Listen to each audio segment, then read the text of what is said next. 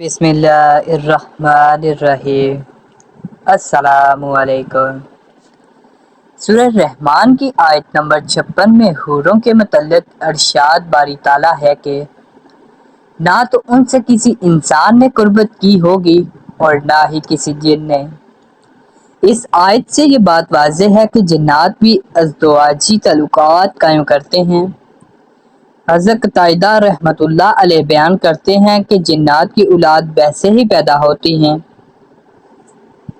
جیسے انسانوں کی، لیکن جنات کی افزائش نسل بہت تیز ہوتی ہے اور ان کی اولاد کثرت سے ہوتی ہے۔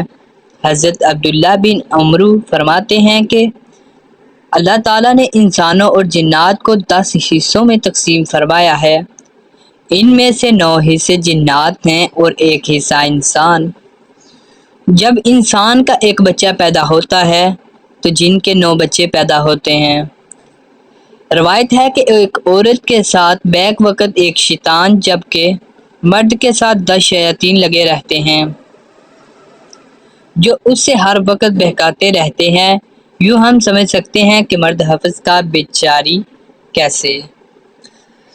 صحیح بخاری کی حدیث نمبر 5165 میں روایت ہے کہ رسول اللہ صلی اللہ علیہ وآلہ وسلم نے فرمایا، جو انسان ہم بستری سے پہلے دعا نہیں پڑھتا، اے اللہ مجھے شیطان سے دور رکھ اور شیطان کو اس سے دور رکھ جو تو عطا کرے،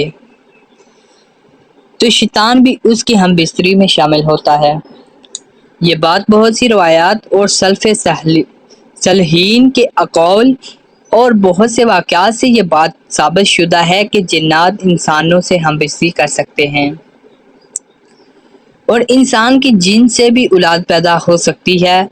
فتوی محمودیہ یوسفیہ اور دارالعلوم زکریا میں یہ ہے کہ اگر کوئی جن کسی شادی شدہ عورت سے ہم بستری کرے تو اگر عورت کو انزال ہو گیا تو غسل واجب ہوگا، اگر انزال نہیں ہوا تو غسل واجب نہیں ہوگا، اور جنات کے ذریعے حمل واقع ہونا ممکن ہے۔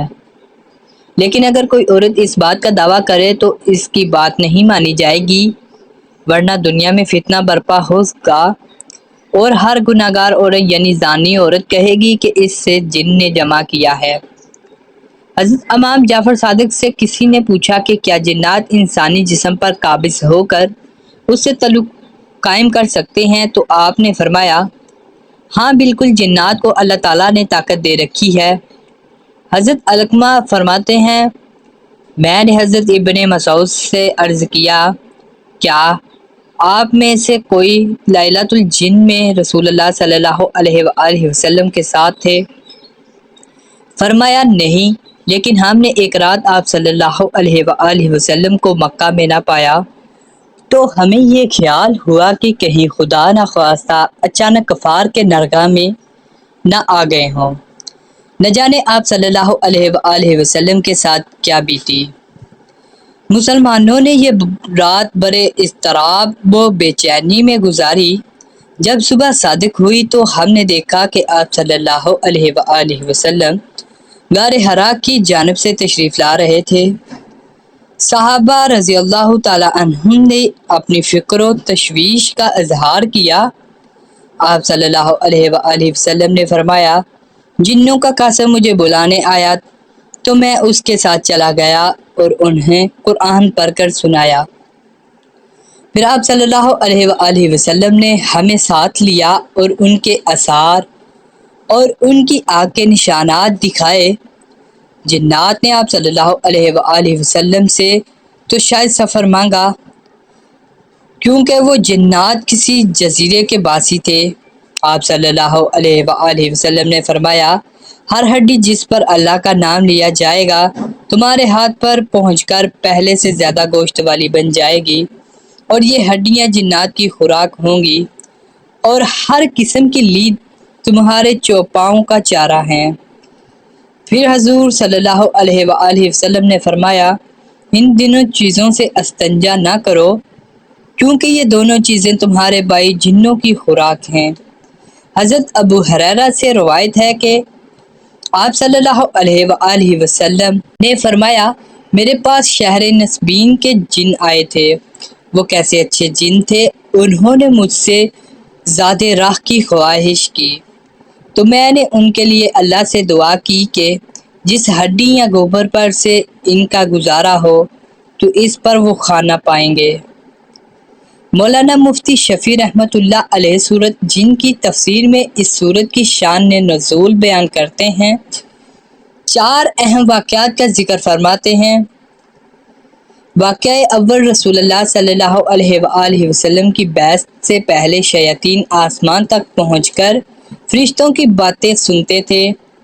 آپ صلی اللہ علیہ وآلہ وسلم کی بعثت کے بعد انہیں شہاب ثاقب کے ذریعے سننے سے روک دیا گیا اور اسی حادثے کی تحقیق کے ضمن میں یہ جنات آپ صلی اللہ علیہ وآلہ وسلم تک پہنچے۔ اس واقعہ کا ذکر سورۃ احقاف میں بیان کیا گیا ہے۔ واقعہ دوم، زمانہ جاہلیت میں عادت تھی کہ جب کسی جنگل یا وادی میں دوران سفر قیام کی نوبت آتی تو اسے اعتقاد سے کہ جنات کے سردار ہماری حفاظت کریں گے یہ الفاظ کہا کرتے تھے۔ ترجمہ: میں اس جنگل کے سردار کی پناہ لیتا ہوں اور اس کی قوم کے بے وقوف شریر لوگوں سے۔ واقعہ سوم، مکہ مکرمہ میں آپ صلی اللہ علیہ وآلہ وسلم کی بددعا سے قحط پڑا تھا اور کئی سال تک رہا۔ واقعہ چہارم، جب آپ صلی اللہ علیہ وآلہ وسلم نے دعوت اسلام شروع کی تو کفار و مخالفین کا آپ صلی اللہ علیہ وآلہ وسلم کے خلاف ہجوم اور نرگا ہوا۔ حضرت ابن عباس رضی اللہ تعالی عنہ فرماتے ہیں کہ جنات آسمان کی طرف چڑھتے تھے اور وحی کے کلمات سنتے تھے، پھر ان میں 9 حصے اضافہ کر کے زمین پر پھیلا دیا کرتے تھے۔ رسول اللہ صلی اللہ علیہ وآلہ وسلم کی بعثت کے بعد ان شریر جنات کو اس عمل سے روک دیا گیا۔ یہ جب آسمان کی طرف رخ کرتے تو شہاب ثاقب چھوڑے جاتے۔ ان جنات نے اس کا ذکر ابلیس سے کیا تو اس نے کہا کہ ضرور زمین میں کوئی نئی بات ظہور پذیر ہوئی ہے جس کی وجہ سے آسمان دنیا کی سخت ترین حفاظت کی جا رہی ہے۔ چنانچہ یہ طے کیا گیا کہ زمین میں ہر طرف جنات کے وفود پھیلا دیے جائیں تاکہ وہ اس کی تحقیق کریں کہ دنیا میں ایسی کیا نئی چیز وجود میں آئی جس کی بنا پر آسمانوں کی سخت ترین حفاظت کی ضرورت پیش آئی۔ چنانچہ جنات کا ایک وفد تہمہ حجاز کی جانب بھیجا گیا۔ وہ جب مقام نخلا پر پہنچا تو وہاں حضرت محمد صلی اللہ علیہ وآلہ وسلم اپنے صحابہ کے ساتھ صبح کی نماز کی امامت فرما رہے تھے۔ جنات کے اس وفد نے جب قرآن کریم کی تلاوت سنی تو آپس میں قسمیں کھا کر کہنے لگے کہ واللہ یہی وہ کلام ہے جس کی وجہ سے ہمیں آسمانوں پر جانے سے روک دیا گیا۔ جب آپ صلی اللہ علیہ وآلہ وسلم نماز سے فارغ ہوئے تو یہ اسلام کی حقانیت پر یقین و ایمان لا کر اپنی قوم کے پاس واپس گئے اور انہیں واقعہ سناتے ہوئے خبر دی کہ ہم تو مسلمان ہو گئے، تمہیں بھی چاہیے کہ ایمان لے آؤ۔ مگر رسول اللہ صلی اللہ علیہ وآلہ وسلم کو ان جنات کے آنے جانے اور قرآن سن کر ایمان لانے کی خبر نہیں ہوئی، یہاں تک کہ سورۃ جن کا نزول ہوا جس میں آپ صلی اللہ علیہ وآلہ وسلم کو اس واقعہ کی خبر دی گئی۔ ایک روایت بھی ہے کہ جنات شہر نسبین کے رہنے والے تھے اور ان کی کل تعداد 9 یا 7 تھی۔ جب انہوں نے اپنی قوم کو ایمان لانے کی ترغیب دی تو پھر ان میں سے 300 افراد اسلام لانے کے لیے حاضر خدمت ہوئے۔ تو ملتے ہیں دوستو ایسی مزید ویڈیو کے ساتھ، اس وقت تک کے لیے اللہ حافظ۔ اللہ حافظ۔